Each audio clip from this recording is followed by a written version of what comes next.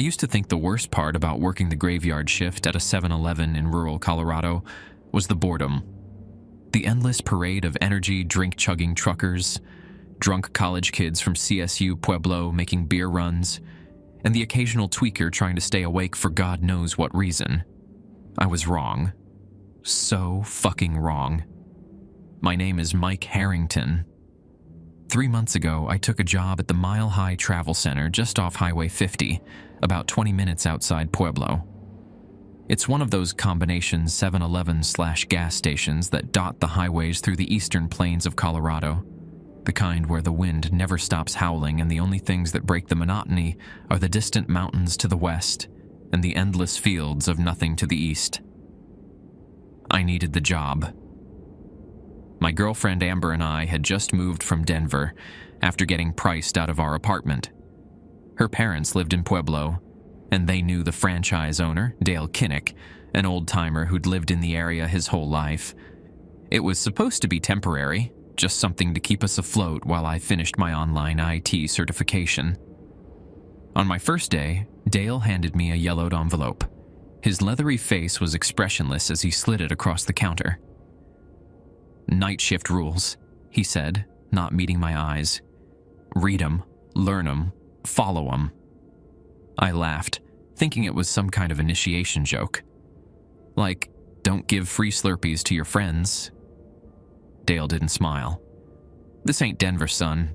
Out here, between midnight and sunrise, things get different." His weathered hand trembled slightly. 2 months ago, Jen Harper. She worked nights before you. She didn't follow rule number 5. Found her truck the next morning, parked crooked with the door wide open. Never found her. I wanted to laugh again, but something in his eyes stopped me. They were the eyes of someone who'd seen things they couldn't explain. "Follow the rules, Mike. Every single one. No exceptions." Later that night, alone in the fluorescent glow of the store, I opened the envelope. Inside was a single sheet of paper with 7 typed rules. The page was worn at the edges, like it had been handled many times, passed from employee to employee. Some of the rules seemed reasonable, if oddly specific. Others made the hair on my neck stand up. I didn't believe in any of it, of course. Just the ramblings of rural folklore, I thought. Even when the clock hit 2:17 a.m. and the lights flickered exactly like rule number 3 said they would, I convinced myself it was coincidence. Or maybe Dale was messing with me, controlling the power remotely. It wasn't until my 4th night, when I broke rule number 2, that I learned the truth. It happened just after I'd finished restocking the drink coolers. I was walking back to the counter when I noticed a man standing at the coffee station. I hadn't heard the door chime, but that wasn't unusual with the constant hum of the refrigerators. He was dressed like a long-haul trucker. Flannel shirt, worn jeans, baseball cap. "Evening," I called out, trying to be friendly. "Fresh pot just brewed if you're interested." The man didn't move, didn't even seem to breathe. That's when I remembered rule number 2. Between 2 a.m. and 4:30 a.m., do not speak to anyone who doesn't speak to you first, even if they look normal. A cold feeling spread through my chest. The man slowly turned, and what I saw that night, what happened in the next few minutes, changed everything I thought I knew about reality. That was the night I learned why we have rules at the Mile High Travel Center, and why breaking them means more than just losing your job. Hello, viewers. If you wish your stories or experiences to be narrated by me, share them on our own subreddit, which you can join from the description below. I will pick the stories from the community and narrate them, and every once in a while, we will host a 3-hour story compilation. The man at the coffee station turned slowly. At first glance, everything about him seemed normal. Weathered face, stubble, tired eyes. But as his gaze met mine, I noticed something was off. His eyes didn't blink, not once. and they were empty, like looking into two holes cut into a photograph. I froze, my greeting hanging in the air between us. The fluorescent lights hummed overhead as the man's face split into a smile that was just a fraction too wide. His teeth looked normal, but there were too many of them, crowded together like they'd been forced into his mouth. "You spoke to me," he said. His voice sounded like several people talking at once, each slightly out of sync with the others.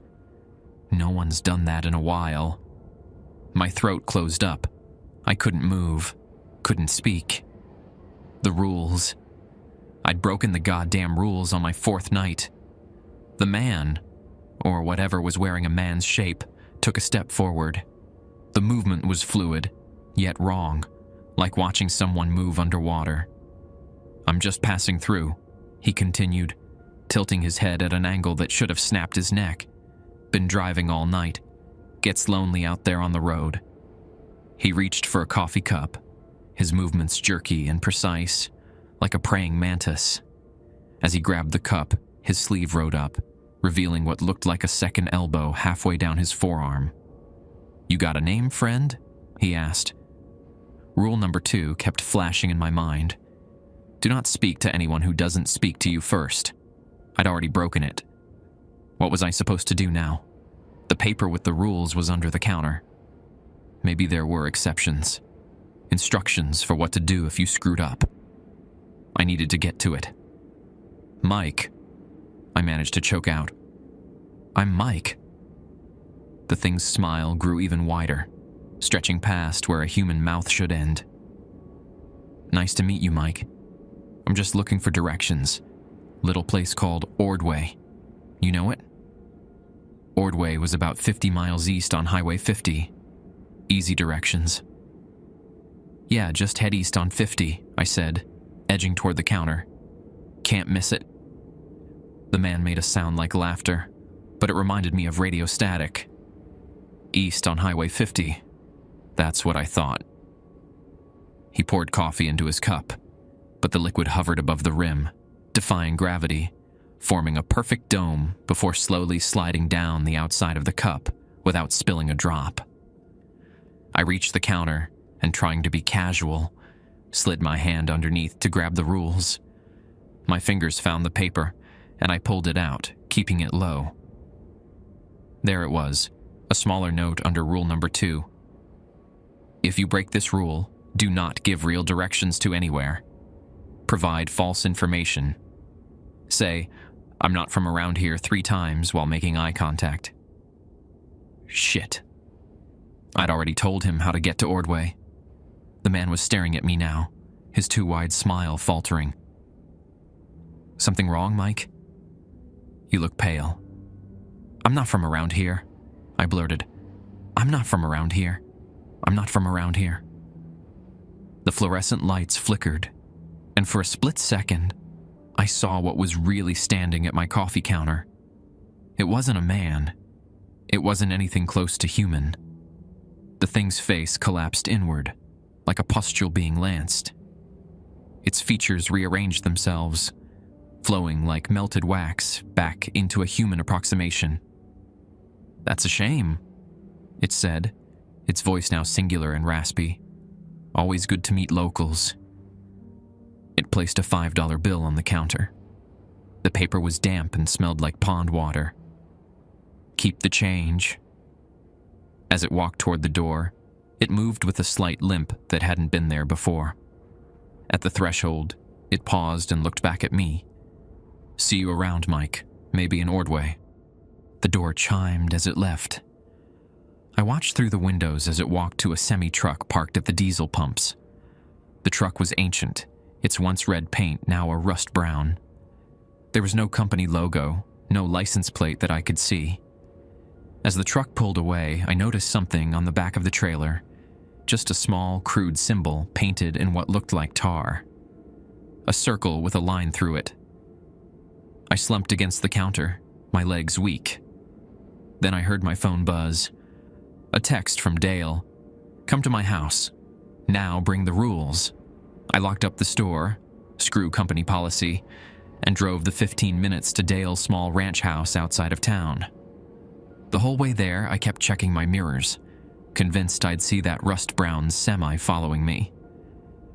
Dale was waiting on his porch, a shotgun across his lap, when I pulled up. He looked older than he had that morning, his face drawn. "You broke a rule," he said. It wasn't a question. "How did you know?" He nodded toward the store's direction. "The lights. They change when the rules are broken. Always have." Dale stood up, wincing as his knees cracked. "Come inside. We need to talk about what happens now." As I followed him in, I had one terrifying thought. I'd given that thing directions to Ordway, and somewhere out there, in the darkness of rural Colorado, something inhuman was driving east on Highway 50. Dale's house was exactly what you'd expect from a 60-something bachelor who'd spent his life on the Colorado plains. Sparse furniture, wood-paneled walls, and a collection of hunting trophies that stared down at me with glass eyes. The place smelled of coffee and gun oil. He led me to a kitchen table cluttered with papers and sat down heavily, placing his shotgun within arm's reach. "Sit," he commanded, pushing a mug of what smelled like whiskey-laced coffee toward me. "Drink. You'll need it." I took a burning sip. "How did you know I broke a rule?" "And what was that thing?" Dale rubbed his face, the stubble on his cheeks making a scratching sound against his calloused palms. "Been running that store for 34 years. Before that, my daddy ran it, back when it was just a general store with a single gas pump. Place has always been special." He reached into a drawer and pulled out a worn leather journal. "Started keeping records after my brother disappeared in '89. Figured out some patterns. The lights at the store, they're connected to whatever's out there. They dim when the rules are broken. Got sensors installed about 15 years back. Silent alarm runs to my phone." He flipped open the journal. Pages of cramped handwriting, newspaper clippings, and Polaroid photos filled it. "What rule did you break?" "Number 2. I spoke to someone who hadn't spoken to me first." Dale's face tightened. "Trucker type?" Too wide smile. I nodded, my stomach churning. "That one's been coming around for decades. Called himself Earl back in the '90s. Changes names, always asking for directions." "What is it?" "Don't rightly know. Not human, that's for damn sure." Dale took a swig directly from a whiskey bottle. "There's things that travel the highways at night, Mike. Things that look human enough to pass at first glance but ain't. Some call them skinwalkers, but that's not right. Navajo friends I got say there's something different. Something older." He turned the journal toward me. A page showed a crude drawing that matched the symbol I'd seen on the truck. "This symbol mean anything to you?" It was on the back of his truck. Dale nodded grimly. "It's a marker, means you've been tagged." "Tagged? What does that mean?" "Means it knows your name now. Knows you broke the rules. You told it how to get to Ordway?" "Yeah," I admitted. Then I remembered the note and said I wasn't from around here 3 times. Dale seemed to relax slightly. "That might have bought you some time, at least. Disrupts their tracking somehow." He pulled the rules paper from my hand and laid it flat on the table. "Every one of these rules exists for a reason. Learned the hard way over the years. People disappearing, found inside out, or not found at all. Let me explain what we're dealing with here." Dale went through each rule, and with every explanation, I felt the world I thought I knew crumbling around me. Rule 1. Never leave the store unattended between midnight and 5 a.m., even if no customers are present. "Something needs an invitation to enter," Dale explained. "Empty stores like an open door." Rule 2. Between 2 a.m. and 4:30 a.m., do not speak to anyone who doesn't speak to you first, even if they look normal. Those hours, the veil's thinner, Most of them can't initiate conversation. They need you to engage first. Gives them permission, I guess. Rule 3. If the lights flicker at exactly 2:17 a.m., immediately close the register and do not open it again until 2:34 a.m. There's something that feeds on commerce, exchanges, transactions, only active at that specific time. Open the register during those minutes, and it'll take more than money. Rule 4. If you see a child alone outside the store after 1 a.m., do not look directly at them. Call this number immediately. Next to this was a local area code number I didn't recognize. That ain't no child, Dale said darkly. Number goes to a fella named Raymond Blackwood, Ute tribal elder. Knows how to handle that particular problem. Rule 5. If the coffee in the pot turns black like oil, dump it out immediately. Do not wash the pot in the sink. Take it outside and rinse it with bottled water only. That's what got Jen, Dale said quietly. She dumped it in the sink. Next thing on the security footage, every faucet in the place was running black. She went to check the bathroom and never came out. Found her truck, but never found her. Rule 6. If a customer's reflection in the security mirror moves differently than the customer, pretend not to notice. Serve them quickly, and do not accept payment in cash. Credit cards have protection, names, pins, signatures. Binds them somehow. Rule 7. If you hear your name called from the storage room when you know you're alone, do not respond and do not investigate. Play music over the speakers immediately. Dale met my eyes. This one's important. They can't mimic your voice perfectly unless they have something of yours. Something personal. Don't give them the chance to get close enough. I sat back, trying to process everything. Outside, the wind howled across the plains, rattling the windows. So what happens now? I asked. What about the thing I gave directions to? Dale stood up and walked to a cabinet, pulling out a road atlas. He opened it to eastern Colorado and traced a line with his finger. It's headed for Ordway. Might be looking for a new hunting ground, or someone specific. Hard to tell. But it knows you now, which means we've got problems. We could warn someone, I suggested.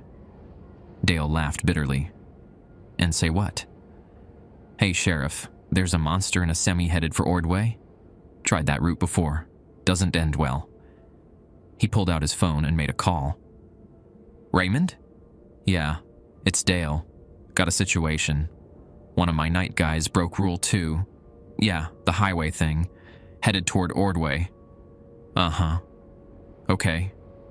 We'll be ready. He hung up and looked at me gravely. Raymond's on his way. Says there's more activity lately. Something's stirring them up. So what do we do? You got 2 choices, son. Quit this job, move far away, and hope it forgets about you. Or learn the rules, really learn them, and help us. Help you do what? Dale's eyes hardened. Keep the Mile High Travel Center open. It's more than just a store, Mike. It's a checkpoint of sorts, place where the rules still work. Take it away, and there's nothing controlling what comes through. A heavy knock at the door made us both jump. Dale grabbed his shotgun. That'll be Raymond, he said, moving to the window first to confirm. Time for you to decide which way you're going. As he opened the door, I realized I'd already made my decision. I couldn't walk away knowing what was out there, traveling the dark highways of Colorado. Not after seeing that thing's too wide smile. I had to learn the rules. All of them.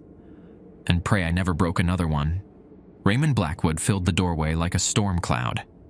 He was a large man, probably in his 60s, with long silver-streaked black hair tied back in a neat ponytail. His face was deeply lined, as if carved from the surrounding mesas, and his dark eyes immediately found mine across the room. This him? Raymond asked, his voice a deep rumble.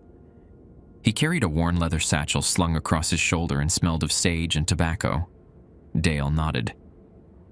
Mike Harrington. Just started last week. Raymond stepped inside, closing the door firmly behind him. He moved with surprising grace for a man his size, like someone accustomed to treading carefully. "You spoke to the highwayman," he said. Not a question. "I didn't know—" Raymond held up a hand. "Save it. What's done is done." He set his satchel on the table and began removing items.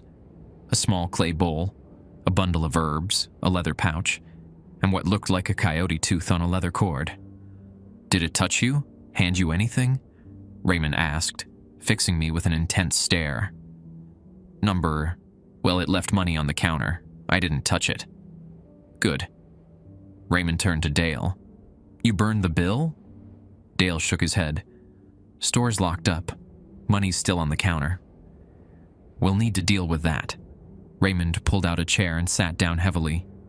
"First, I need to know exactly what it looked like, what it said, and how you responded. Every detail." I recounted my encounter, trying not to miss anything. The too wide smile, the extra teeth, the strange way it moved, the symbol on the truck. Raymond listened without interruption, occasionally closing his eyes as if visualizing the scene. When I finished, he exchanged a look with Dale. "It's the same one," Dale confirmed. "Been coming around for decades." Raymond nodded. "They're territorial. This one's been working the highways between Pueblo and the Kansas border since before white settlers came." He turned to me. "You gave it directions to Ordway. Why Ordway?" "It asked. I didn't know I wasn't supposed to." "Not blaming you," Raymond said, softening slightly. "Trying to understand its intentions. Ordway doesn't have many people. Farming community. But there's the correctional facility nearby." "You think it's heading for the prison?" Dale asked. Raymond shrugged. "Maybe. Places with suffering attract them. Or maybe it's just testing the new night clerk, seeing if you know the rules." He pointed at me. "Either way, you're marked now. It knows your name, your face, your smell." "What does that mean for me?" I asked, fighting to keep my voice steady. "Means you need protection." Raymond opened the leather pouch and tipped a reddish powder into his palm. "And we need to track where it's going." He stood up and gestured for me to do the same. "Take off your shirt." I hesitated, looking at Dale. "Do as he says," Dale urged. "Raymond knows what he's doing."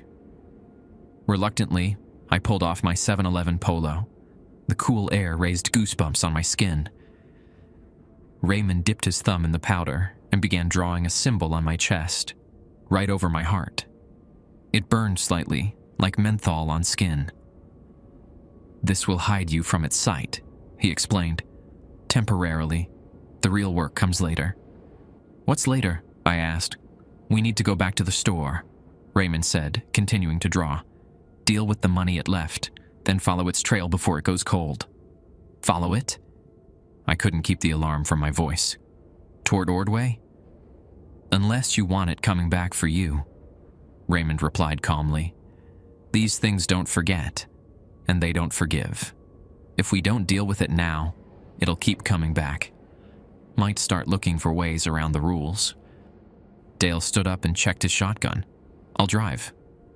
"No," Raymond said. "You stay here. Make calls. Let people in Ordway know to stay indoors tonight. Use the weather as an excuse." "There's no bad weather coming," I pointed out. Raymond smiled grimly. "There will be."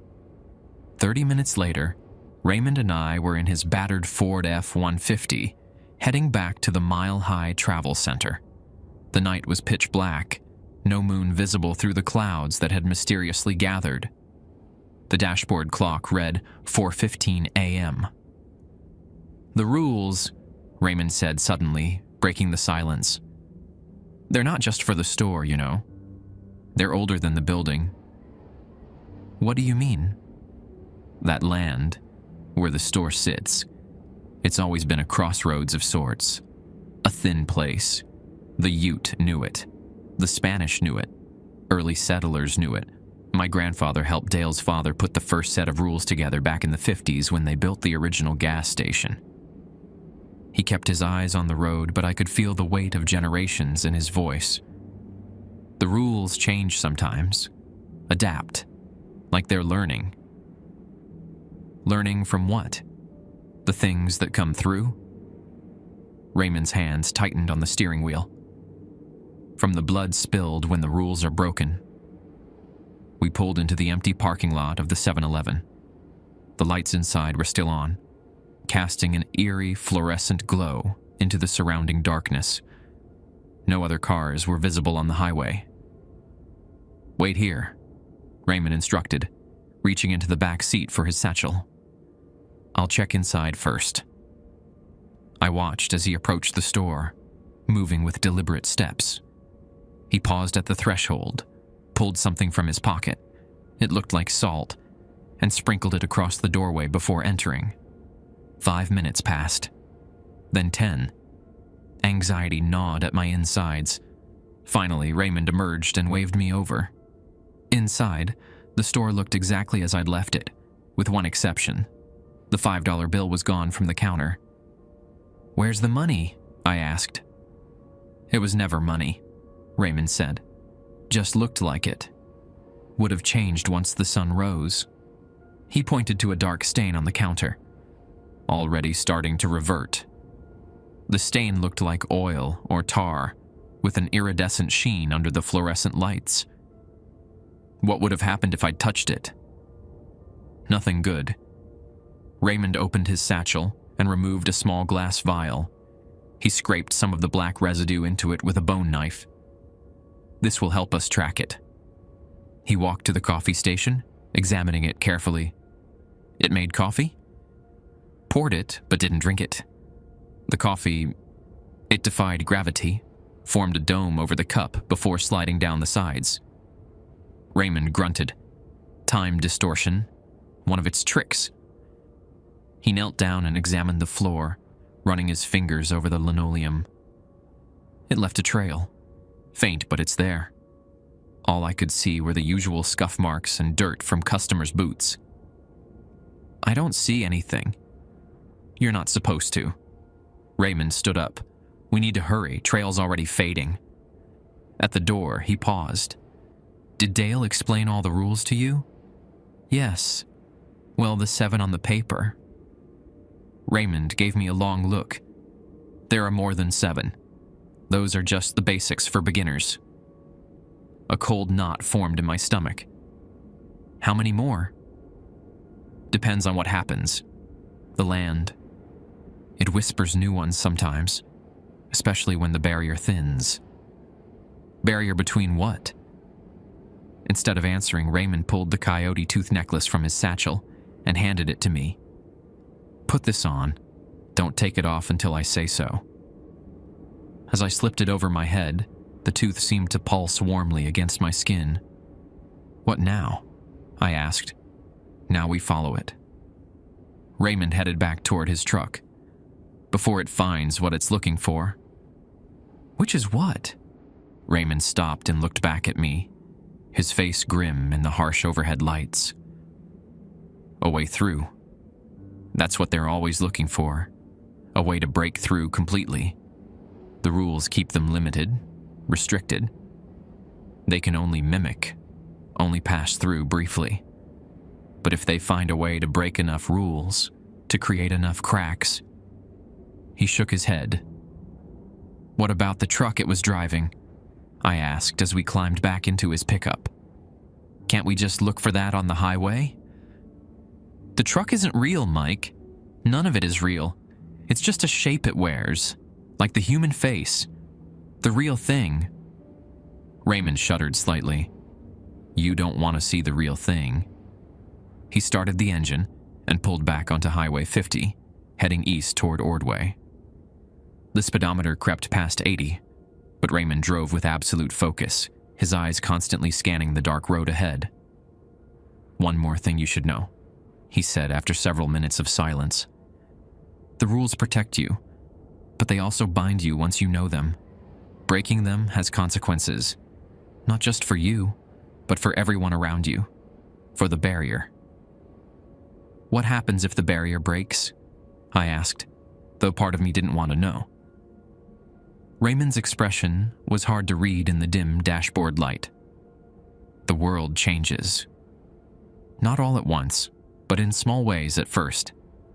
Reality slips. Things that shouldn't be here find their way in. Things that shouldn't be possible become everyday. The highway stretched before us, a black ribbon cutting through the darkness of the eastern Colorado plains.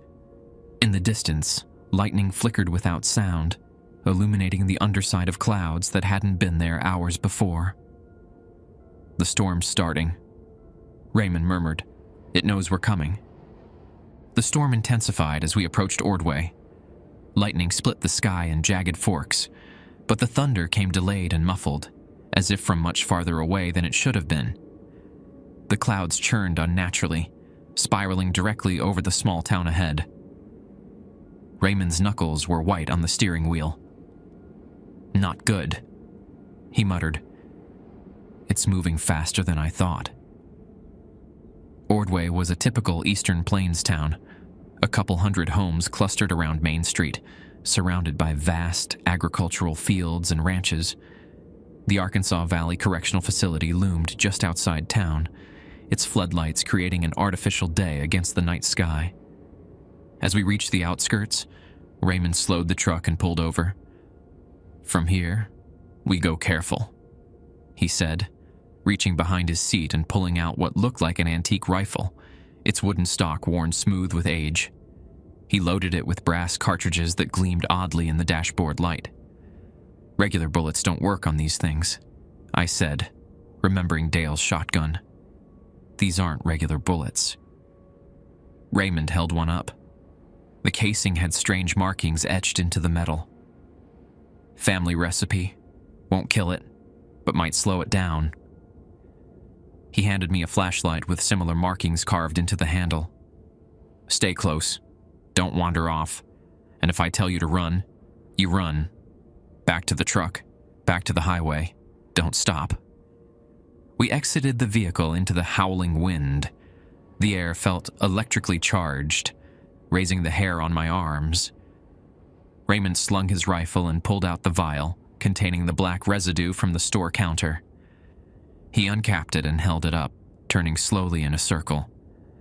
The substance inside swirled violently when he pointed toward the town center.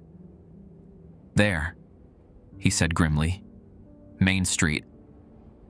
The town was eerily quiet as we walked down its primary road. Most buildings were dark, though a few houses had lights on despite the early hour. The small local diner, Copper Kettle, had lights blazing through its windows, unusual for 5:30 a.m. Raymond stopped abruptly, pointing at the ground. In the beam of our flashlights, I saw it, a trail of dark, oily footprints leading directly to the diner's entrance. "Is that—" "Yes." Raymond's face was grim. It shed its disguise, moving faster now. "There are people in there," I said, panic rising. "We have to warn them." "Carefully," Raymond cautioned, approaching the diner with his rifle at the ready. "Remember, it knows your face. Let me do the talking." Through the windows, I could see about a dozen people inside the diner. Some sat at tables, others at the counter. Nothing seemed immediately amiss, though something felt off about the tableau. They were too still, like a photograph. Raymond paused at the door, removing a small cloth bag from his pocket. He sprinkled some of its contents across the threshold before nodding to me. "Stay behind me." The bell above the door chimed as we entered, but none of the patrons turned to look. No one moved at all. The only sound was the soft hiss of coffee percolating behind the counter. "Jesus," I whispered. The people weren't just still, they were frozen in place. A waitress stood by a table, coffee pot suspended mid-pour. An elderly man had a fork halfway to his mouth. A young couple sat holding hands, their faces caught in mid-conversation. "Time loop," Raymond explained quietly. It's feeding. On what? Moments. Experiences. He moved carefully between the tables, examining the frozen patrons without touching them. These people are stuck, living the same fraction of a second over and over. Can we help them? If we find it before it finishes, yes, the effect should reverse. Raymond stopped suddenly, focusing on something near the kitchen door. There. At first, I couldn't see anything unusual. Then I noticed it, a slight distortion in the air, like heat waves rising from asphalt in summer. The distortion was roughly human-shaped, but constantly shifting, as if unable to decide on a form. Raymond raised his rifle. Cover your ears. The shot was deafeningly loud in the confined space. The distortion rippled violently, then contracted into a tight ball of darkness that dropped to the floor with a wet slap. The frozen people remained unaffected. "Did you kill it?" I asked, ears ringing. "Number just disrupted its feeding. It'll..." Before he could finish, the black puddle shot toward the kitchen, moving with impossible speed. "After it!" Raymond shouted, vaulting over the counter. We burst through the kitchen doors to find it empty of people, more employees frozen in time, but with the back door swinging open.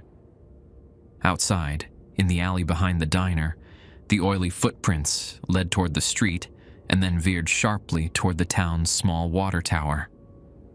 The pre-dawn sky was now an unnatural greenish black, the spiraling clouds directly overhead. "It's climbing," Raymond said, pointing to dark smears on the water tower's ladder. We approached the base of the tower. Raymond handed me the rifle. "If it comes down, shoot. Aim for the center mass, whatever shape it's in." "Where are you going?"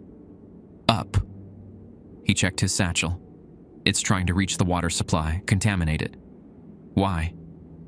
"Another way to break rules. Change the fundamental elements. Water's a conduit." Raymond started climbing. "Keep watch. It might have friends."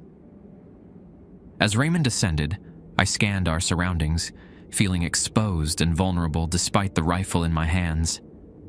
The streets were empty, the houses silent. Even the birds had gone quiet. A soft, squelching sound made me whirl around. About 20 feet away, standing at the mouth of the alley, was a figure that resembled the trucker I'd seen at the store.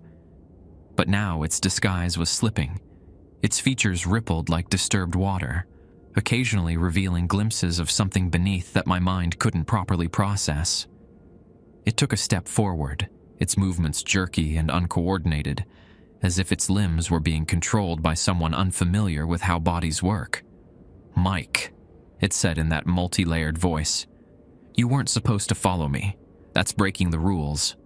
I raised the rifle, trying to keep my hand steady. "Stay back." It cocked its head at an impossible angle, neck twisting nearly 180 degrees.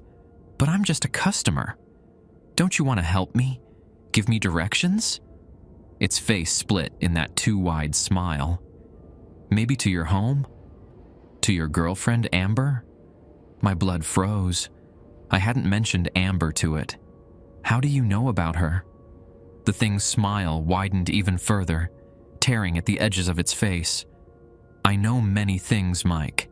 I know your parents died when you were 12, car accident on I-25. I know you have a scar on your left knee from falling off a bike. I know you're afraid of drowning." Each word hit like a physical blow. These were things I hadn't told anyone at the store. "You broke Rule 2, it continued, taking another step closer. "But I'm willing to forgive. Just lower the gun. Let me pass. I'll even leave Amber alone." Above me, I heard Raymond shout something in a language I didn't understand. The water tower shuddered. The creature's eyes flickered to the tower, then back to me.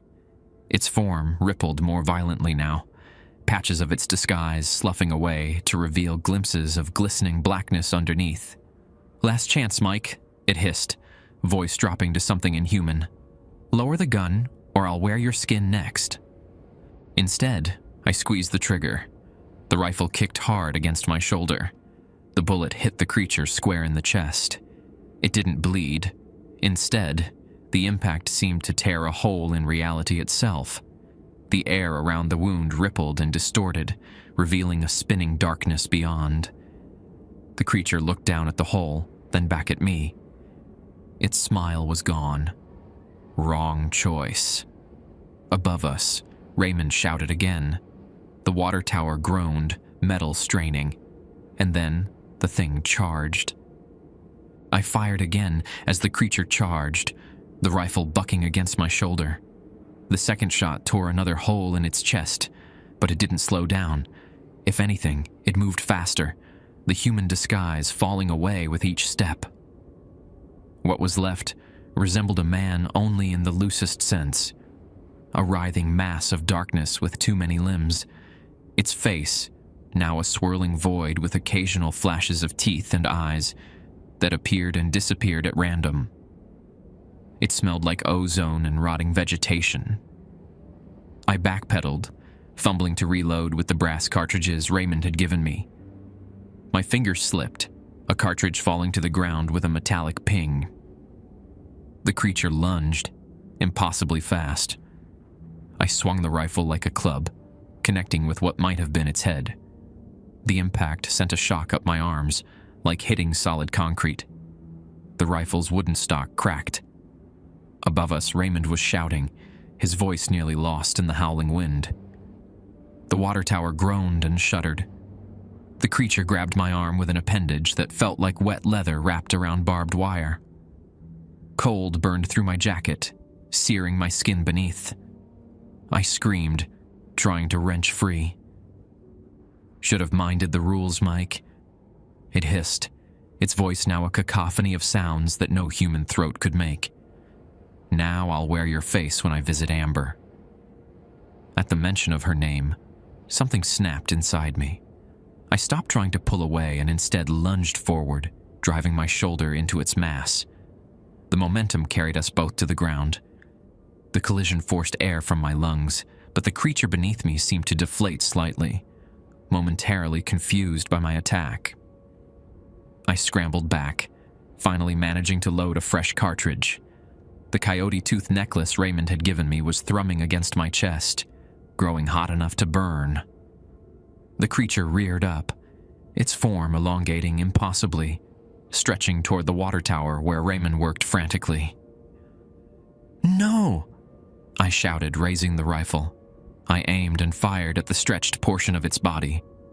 The shot connected, and the creature made a sound like tearing metal.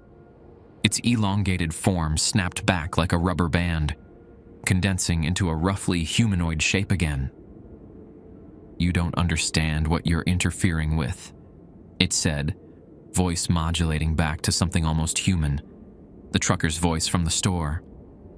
"This place is ours, has always been ours. You're just temporary tenants." "Bullshit," I spat. "The rules say otherwise." It laughed, a horrible sound like gravel in a blender. "Rules can be broken, like you broke Rule 2. It lunged again, but this time I was ready. I sidestepped and fired at point-blank range. The shot hit it, in what would have been the throat on a human. The creature staggered, black ichor spattering the ground where it stepped. "Raymond," I shouted. "Whatever you're doing, hurry." "Almost there," he called back. "Keep it busy."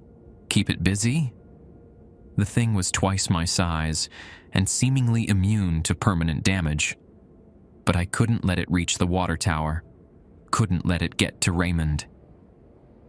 The creature circled me now, its movement becoming more fluid, more predatory.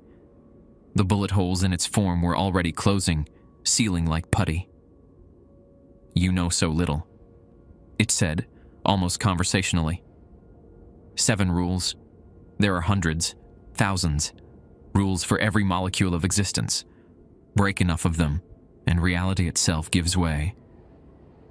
It gestured at the sky, where the clouds now spun like a massive whirlpool directly above the water tower. "The barrier is already weakening. Others are coming." As if responding to its words, the wind changed direction. now blowing inward toward the center of town. In the distance, I heard a sound like a massive train approaching. A low, persistent rumble that made the ground vibrate beneath my feet. "What others?" I demanded, trying to buy time, watching as Raymond reached the top of the tower and began working on the hatch. The creature's approximation of a face rippled with what might have been amusement. "You think I'm the only one? We've been here since before your kind crawled from the oceans, watching, waiting in the spaces between places." It took a step closer. "Some of your kind have always known, made pacts, the original owner of your store, for instance." That made me pause. Dale's father? Before him, the land belonged to another. He invited us in, thinking he could control the gateway. The rules were his attempt at negotiation. Its form rippled with what might have been laughter. He learned too late that once invited, we never truly leave. Above us, Raymond had opened the hatch on top of the water tower. He was pouring something from his satchel into the town's water supply, while chanting in that language I didn't understand. The creature noticed my gaze and whirled, its form stretching upward again with terrifying speed. "No!" I fired the rifle's last shot, but it missed as the creature's form became more amorphous, more fluid. A tendril of darkness rocketed upward, wrapped around Raymond's ankle, and yanked. Raymond dropped his satchel but managed to grab the edge of the hatch, hanging half inside the water tank. "The powder!" he shouted down to me. "Finish it!" His satchel tumbled down the side of the tower, hitting the ground with a thud about 20 feet away. The creature's attention was split now, part of it stretching toward Raymond, part still facing me. I dropped the now useless rifle and sprinted for the satchel. The creature lashed out, a tendril of darkness slicing through the air where my head had been a moment before. I dove, sliding on the damp ground, fingers closing around the worn leather strap. Inside the satchel, I found the same reddish powder Raymond had used to draw the protective symbol on my chest. There was also a small book bound in what looked like snakeskin. The pages yellowed with age. The creature was pulling Raymond from the tower now, its mass stretching and contorting as it tried to maintain its hold on both of us. Raymond was fighting back, slashing at the tendril with something that gleamed silver in the strange lightning. I flipped frantically through the book, looking for anything that might help. The pages were covered in handwritten notes in multiple languages, diagrams and symbols, similar to the one Raymond had drawn on my chest. A page fell open, held by a pressed sage leaf used as a bookmark. On it was a ritual, written in a cramped hand. To seal a breach, 3 elements must combine: earth of the place, blood of the knowing, and name of the trespasser. Speak the 8th rule, and cast the mixture into the heart of the intrusion. The 8th rule? Dale had only told me 7. Raymond had mentioned there were more, but hadn't specified. The creature roared as Raymond managed to slice off the tendril holding him. He clung to the water tower, bleeding from a gash on his leg. "Raymond," I shouted, "what's the 8th rule?" "In the book," he called back, "under your right thumb." I looked down. My thumb was covering a line of text at the bottom of the page. Rule 8. Names have power. To banish, one must name, and be named in return. The creature seemed to realize what I was doing. It abandoned its assault on Raymond and flowed toward me with frightening speed.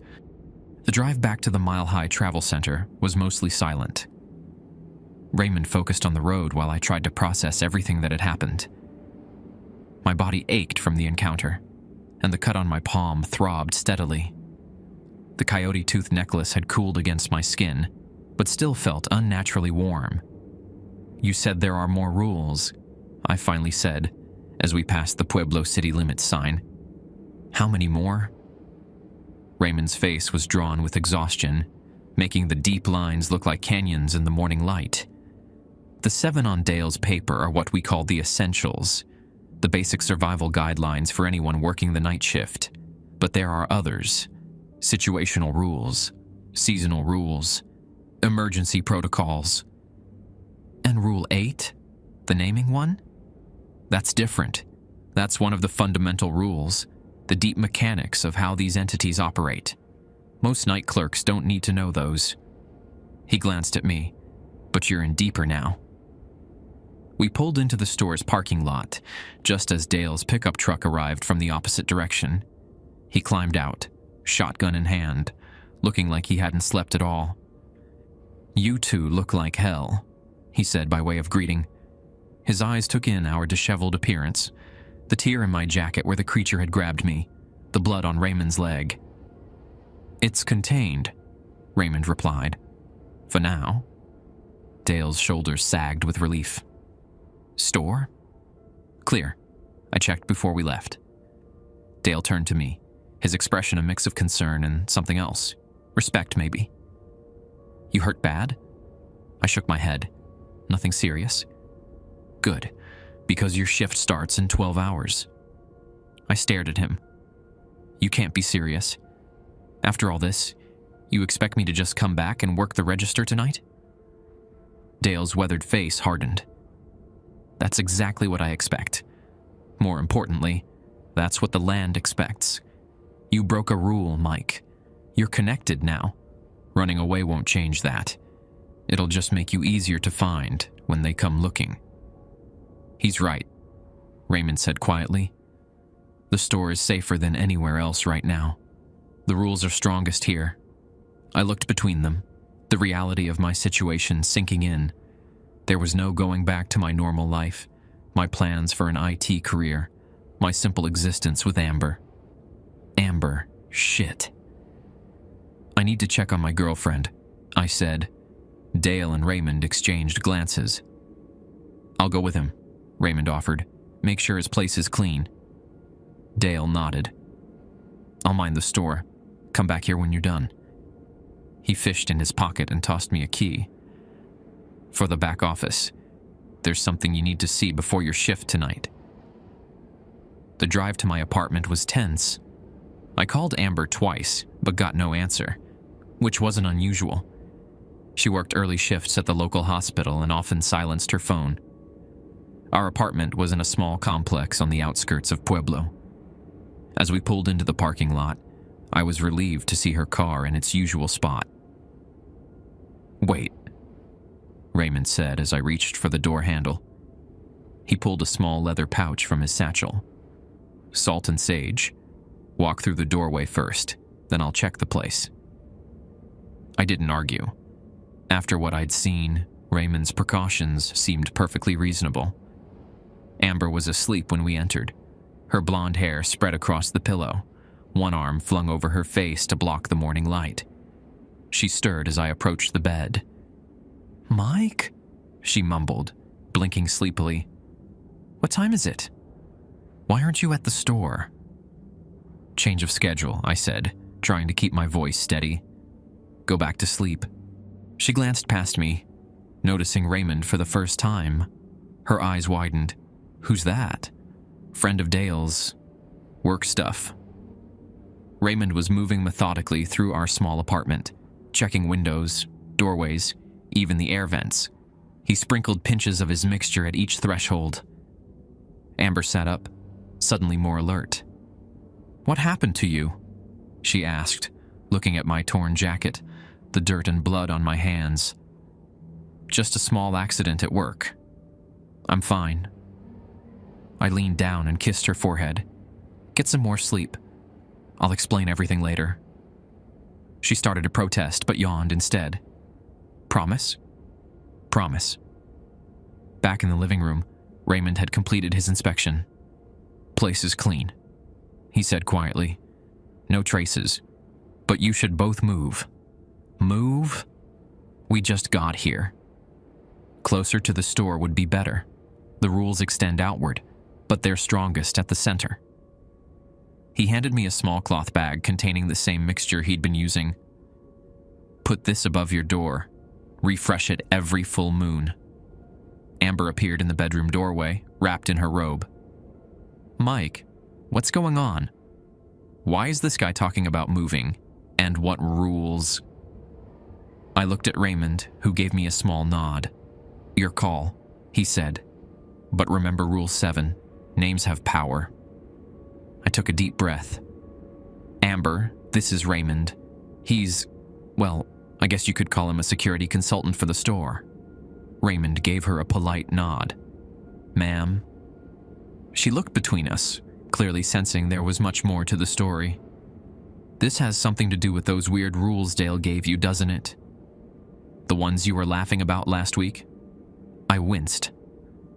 I had shown her the rule sheet, treating it as a joke, an example of small-town superstition. That seemed like a lifetime ago. They're not a joke, I said. I found that out the hard way last night. Mike, Raymond warned. She deserves to know, I insisted, especially if we're moving. Raymond sighed.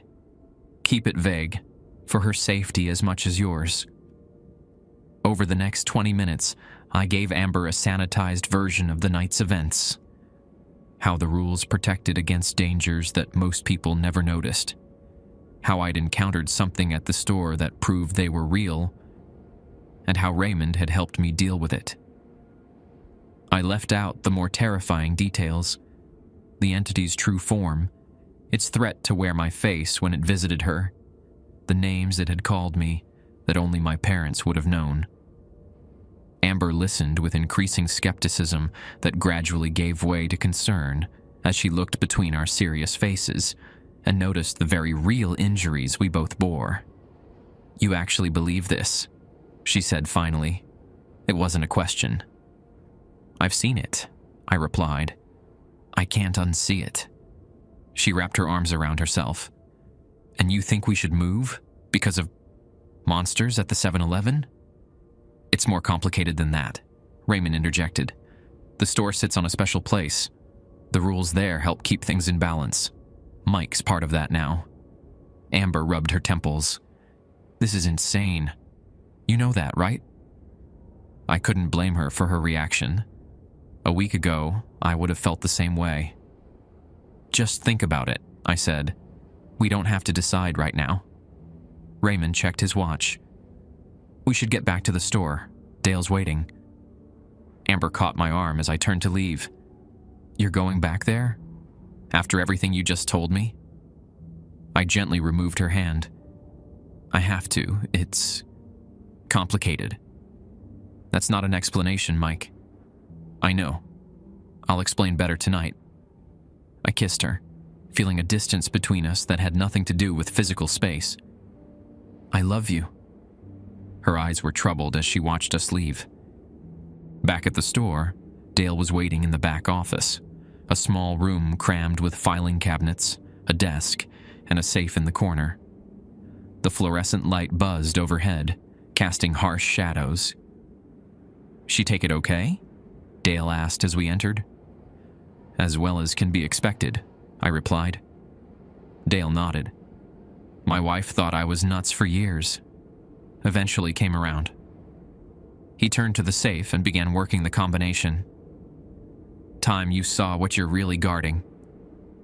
The safe opened with a metallic click. Inside wasn't money or valuables, but a single book bound in what looked like dark leather, similar to Raymond's but much larger and older, its spine cracked and repaired multiple times. Dale removed it with reverence, placing it gently on the desk. The complete book of rules, started by my grandfather, continued by my father, then me.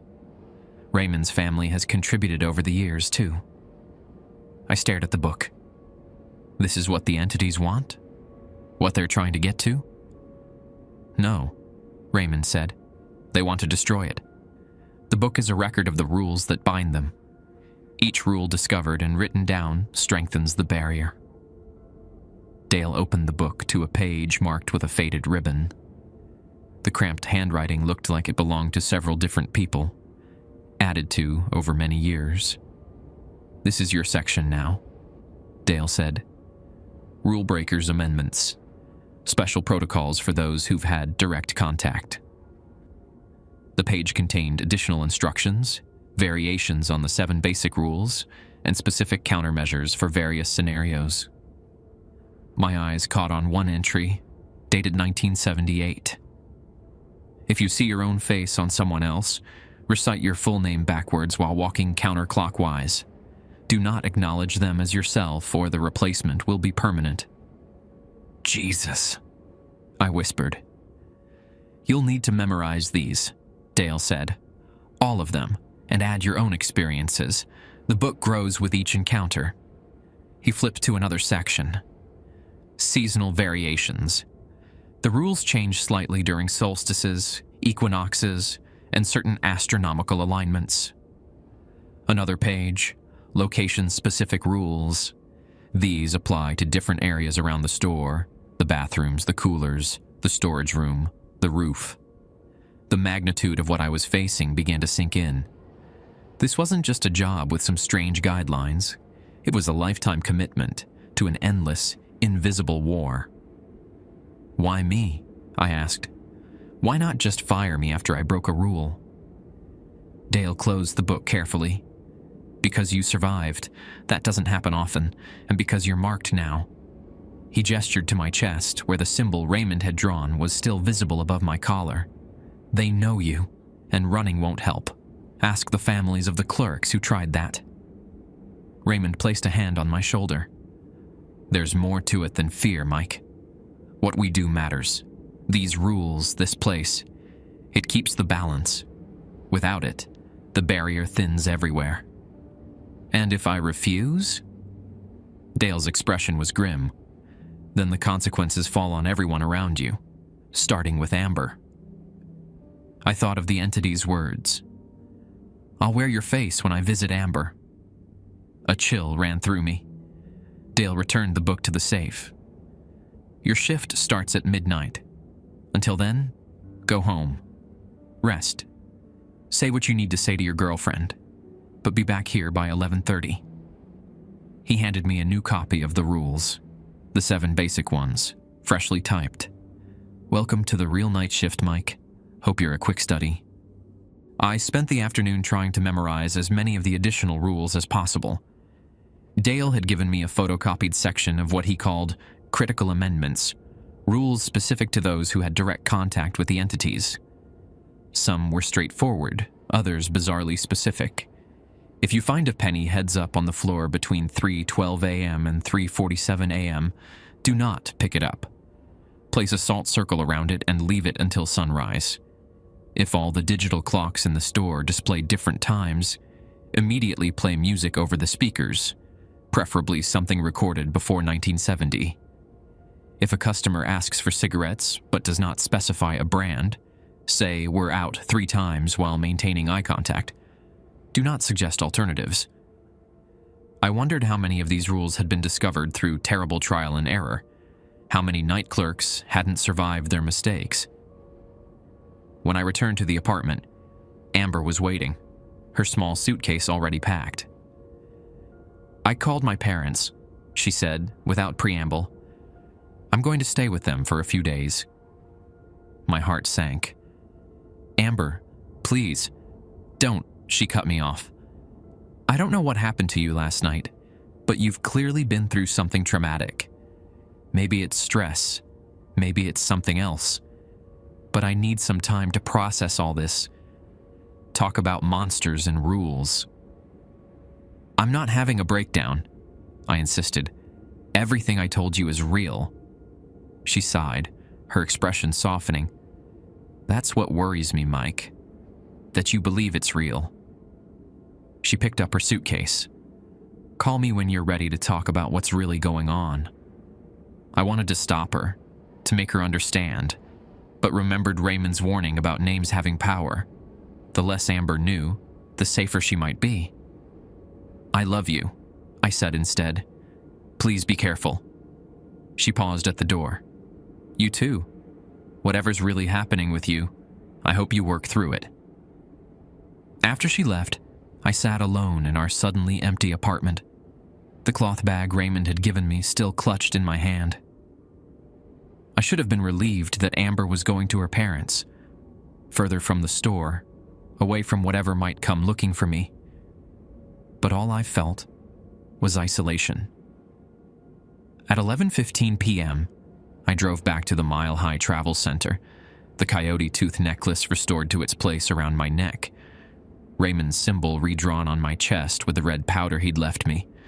The photocopied pages of rules were folded in my pocket, already dog-eared from constant review. Dale was waiting at the counter, looking oddly formal in a worn blazer over his usual flannel shirt.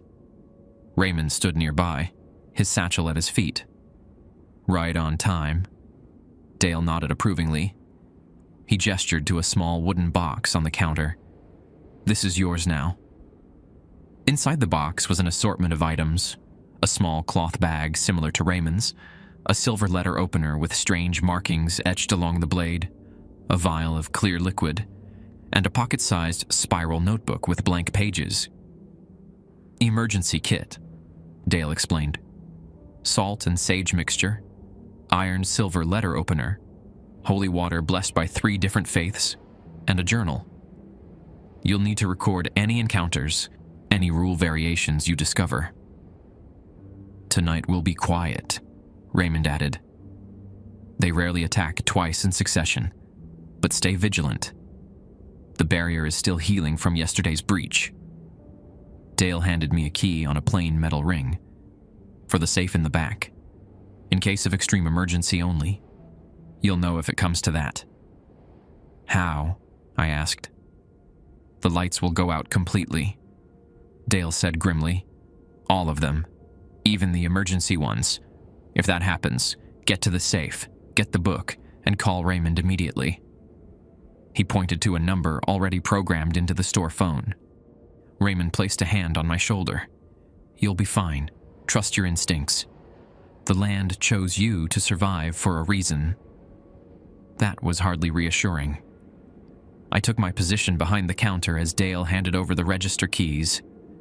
"Remember," he said at the door, "between 2 a.m. and 4:30 a.m. Don't speak to anyone who doesn't speak to me first." I finished. "I remember."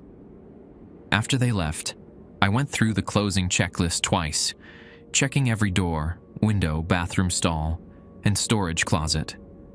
Nothing out of the ordinary. Just a typical convenience store with 2 bright lights and the perpetual hum of refrigeration units. By midnight, I was alone with the rules, the emergency kit, and the long night ahead. The first few hours passed uneventfully. A few truckers came through for coffee. A pair of college students bought beer and microwave burritos. A local ranch hand picked up chewing tobacco and energy drinks. Normal customers with normal requests. At 2:12 a.m., the first hint of strangeness arrived. The fluorescent lights flickered, not dramatically, but with a subtle rhythm that seemed almost deliberate. I checked Rule 3, the register rule, but it was only relevant for 2:17 a.m. specifically. I scanned my photocopied amendments and found it. If the lights flicker in a pattern of 3 short, 3 long, 3 short, immediately turn the coffee machines off for 7 minutes exactly. I hadn't noticed a specific pattern, but better safe than sorry. I hurried to the coffee station and switched off all 3 machines. As I did, I caught movement in my peripheral vision. A dark shape outside the window that vanished when I turned to look directly at it. My pulse quickened. I forced myself to move calmly back to the counter, keeping my eyes on the security mirrors that gave views of the store's corners and blind spots. 2:17 a.m. arrived. The lights flickered exactly as Dale had warned they would. I closed the register drawer and made a mental note of the time. Couldn't open it again until 2:34 a.m. At 2:22 a.m., the door chimed. A middle-aged woman entered, dressed normally in jeans and a windbreaker. Nothing unusual about her appearance, but my skin prickled with goosebumps. She hadn't arrived in a vehicle. The parking lot was empty except for my car. She browsed the snack aisle, picking up items and putting them back with deliberate movements. I remembered Rule 2 and kept silent, watching her in the security mirror. The woman approached the counter with a candy bar and a bottle of water.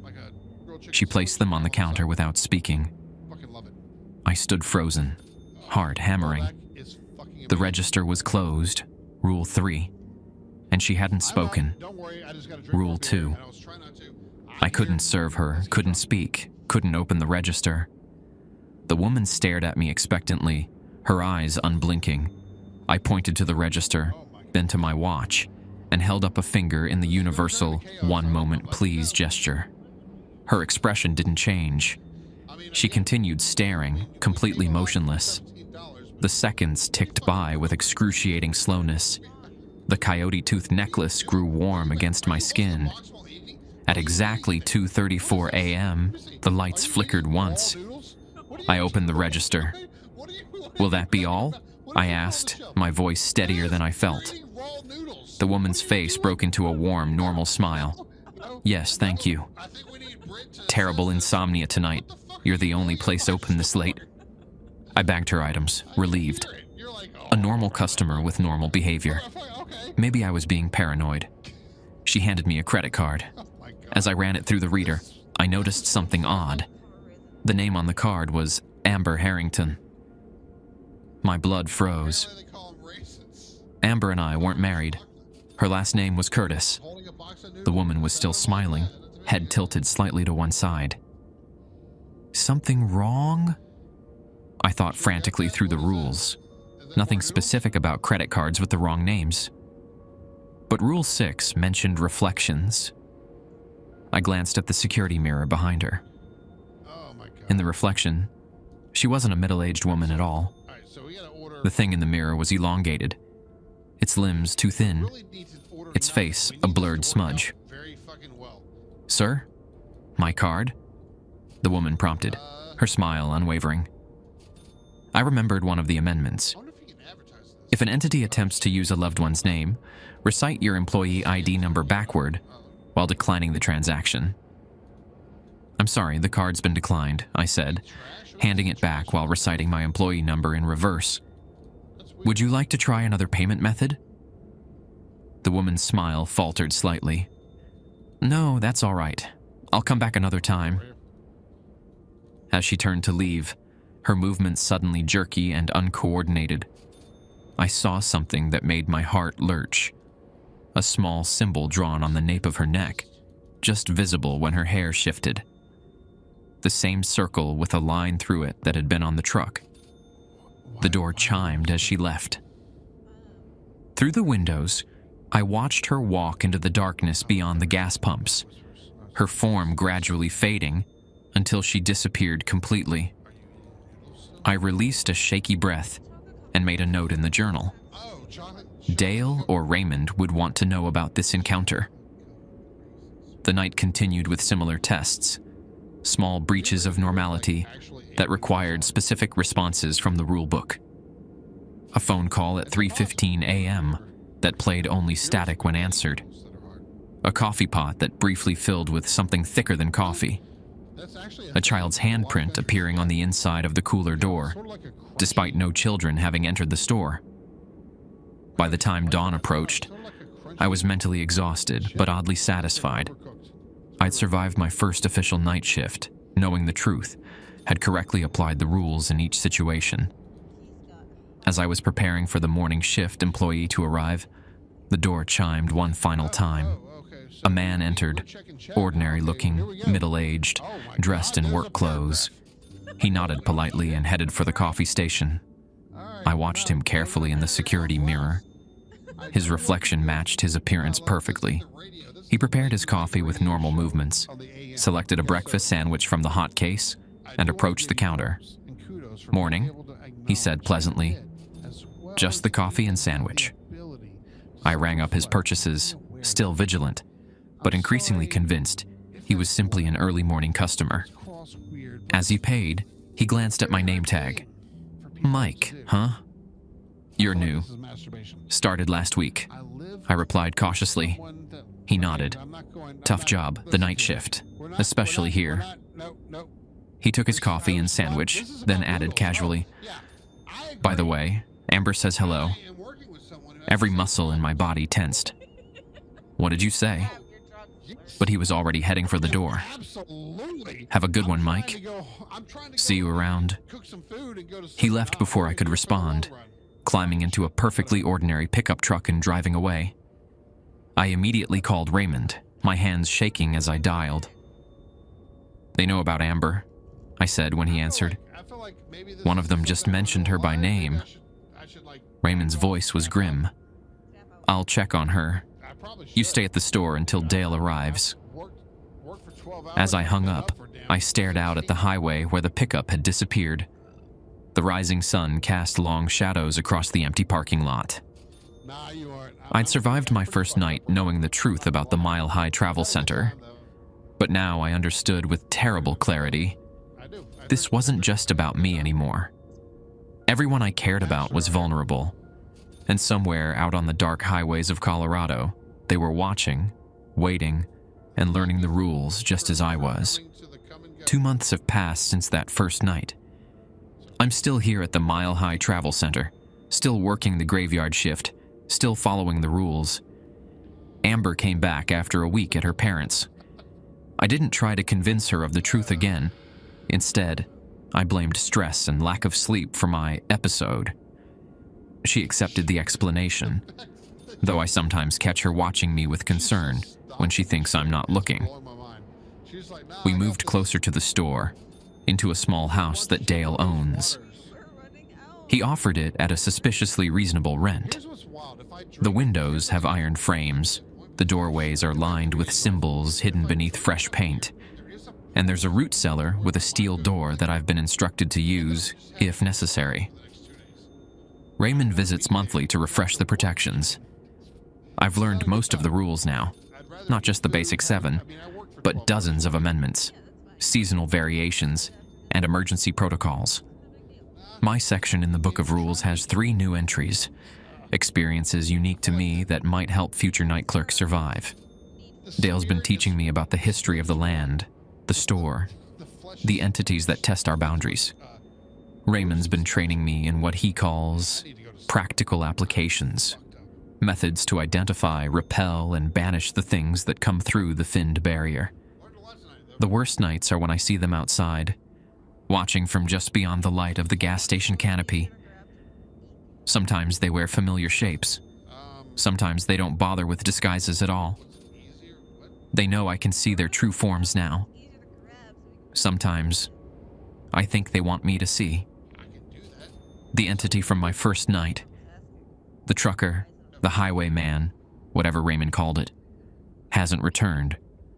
But others have come in its place, testing different rules, finding new ways to probe our defenses. They're learning, adapting. So are we. Last week, a new rule manifested. The coffee machine started playing radio broadcasts from the 1950s, voices discussing weather patterns that didn't match any recorded storm. Dale added it to the book. If the coffee machine plays voices from the past, note the dates mentioned, and check the almanac in the office. Historical weather anomalies indicate imminent breach attempts. It's a strange life I've fallen into. By day, I'm working on my IT certification, maintaining a facade of normalcy with Amber. By night, I guard a supernatural checkpoint, a place where the rules of reality are maintained through bizarre rituals and specific protocols. I often wonder how many other places like this exist.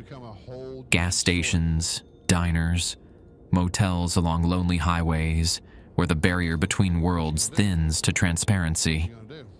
How many other night clerks are out there, following their own sets of rules, watching the darkness for shapes that shouldn't exist? Sometimes on my nights off, Dale insists I take 2 per week, for sanity's sake. I drive the dark highways of eastern Colorado. I watch the other 24-hour establishments glowing like beacons in the night. I wonder if they know what surrounds them, what waits in the spaces between places. I keep the coyote tooth necklace on at all times now. The symbol Raymond drew on my chest has been made permanent, a small tattoo over my heart that burns slightly when the entities are near. My journal is half filled with encounters, variations, observations about patterns in their appearances. I'm no longer just a night clerk. According to Raymond, I'm becoming a watcher, someone who knows the rules, who guards the barriers, who remembers what others forget or refuse to see. Amber's still talking about moving back to Denver eventually. I don't tell her that's impossible now. I belong to the mile-high travel center, to the rules, to the strange war that's been waged here for generations. The highway entities know my name, and I'm learning theirs.